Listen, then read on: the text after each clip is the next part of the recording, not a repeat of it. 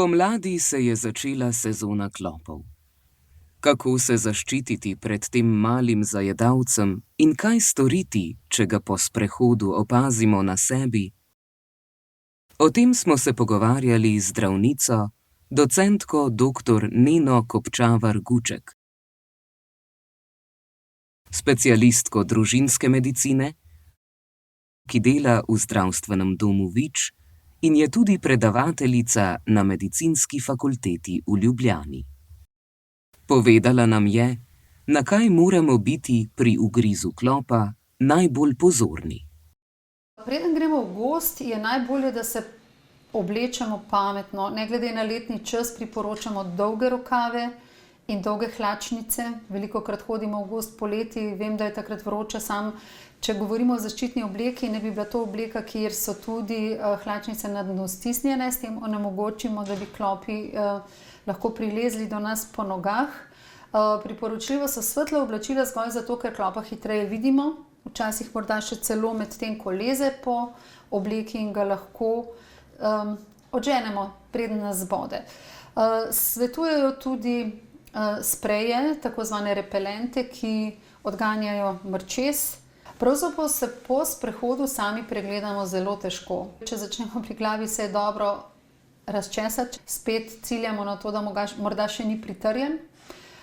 Sicer pa se je zelo težko sam pregledati po celem telesu. Imamo nekatere zelo skrite dele telesa, če imenujem samo ušesno gubo, zadnjo pazdušno gubo in morda presledek med zadnjičnima polutama. Tako da treba je včasih, da nas pregleda nekdo drug ali pa se pregledamo z dvema zrcaloma. Statistike kažejo, da klopi, ki so pritrjeni le do 24 ur, še ne povzročajo okužbe. Vendar obstaja izjema. Za prenos klopnega meningoencefalitisa pa to žal ne velja. Saj se virus lahko prenese že v prvih nekaj minutah po ugrizu okuženega klopa. Sicer se za odstranjevanje klopa priporoča čimprejšnje odstranjevanje in nima smisla zelo pretiravati s tem stiskanjem in odvijanjem klopa iz kože, zaradi tega, ker ga s tem spodbudimo, da iz zadka vso slino pravzaprav stisne v naše telo. Tako da čimprej s pravim orodjem, plastična pincetka in pa potem opazujemo mesto vboda. Nekako do 1 centimetra rdečina do 5 dni po vbodu je še logična, vendarle je šlo za poškodbo. Ampak če po 5 dneh rdečina vztraja na 1 centimetru ali celo večjem obsegu in predvsem, če postaja obroč namesto kroga, to se pravi, da je srednji del že bled, obstaja pa obroč, ki se širi, je treba kar čim prej k zdravniku. Če smo klopa odstranili nepopolno, potem obisk pri zdravniku ni potreben. Kot vsak tujek, ki ostane v koži, se bo tista nožica ali pa mogoče kleščice se bojo sčasoma izločili. Glava, če nima stika z zadkom, ni prav nič nevarna, glava sama tudi ne ostane živa in ne prodira globje katerikoli del telesa in se bo sčasoma sama kot tujek izločila, s tem, ko kopljemo in režemo po koži, samo povzročamo večjo poškodbo in možno infekcijo dodatno. Tudi to ni razlog za obisk pri zdravniku. Najpogostejši bolezni sta borelioza in klopni meningoencefalitis. Zato se cepljenje proti meningoencefalitisu priporoča od 1 leta starosti dalje in kasneje na nekaj let. Saj s tem lahko preprečimo trajne posledice, ki nam lahko usodno spremenijo življenje.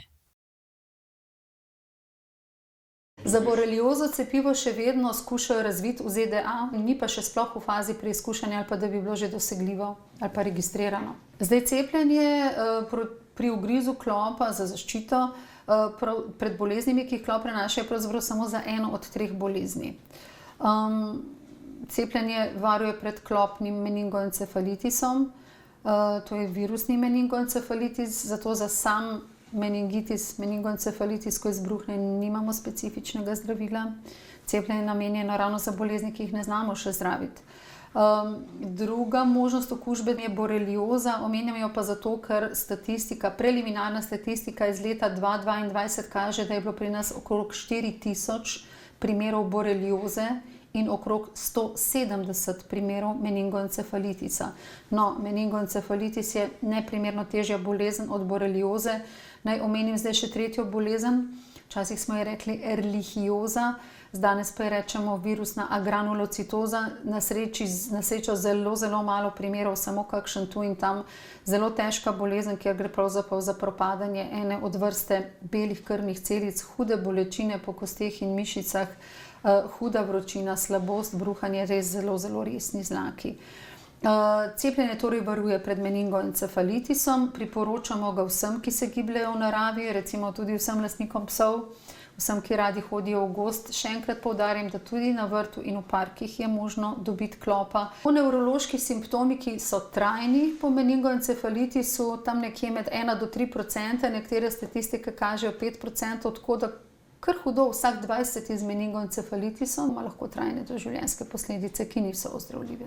Te dileme pri cepljenju se mi zdijo zelo nenavadne, ker ljudje jih postavljajo nekako tako, ali se cepim, pa bom imel stranske učinke, ali se ne cepim in ne bom imel stranskih učinkov.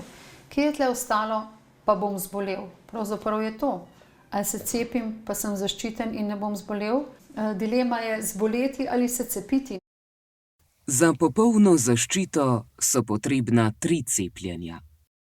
Že po drugem cepljenju je zaščita okrog 95-odstotna. Po tretjem cepljenju dobimo 98-odstotno zaščito pred klopno okužbo. En odmerek cepiva stane 28 evrov. Država omogoča brezplačno cepljenje vsem tistim, ki dopolnijo 49 let, in delavcem na terenu, ki so poklicno bolj izpostavljeni okužbi, na primer gozdarji ali geodeti. Nacionalni inštitut za javno zdravje je preveril stranske učinke po cepljenju in ugotovil, da so ti zelo redki. Gre za prehodne reakcije, ki hitro minejo. Največkrat se pojavi utrujenost, glavobol, slabost, zvišana telesna temperatura in bolečina na mestu cepljenja. Cepljenje se odsvetuje le ljudem, ki so alergični na sestavine v cepivu.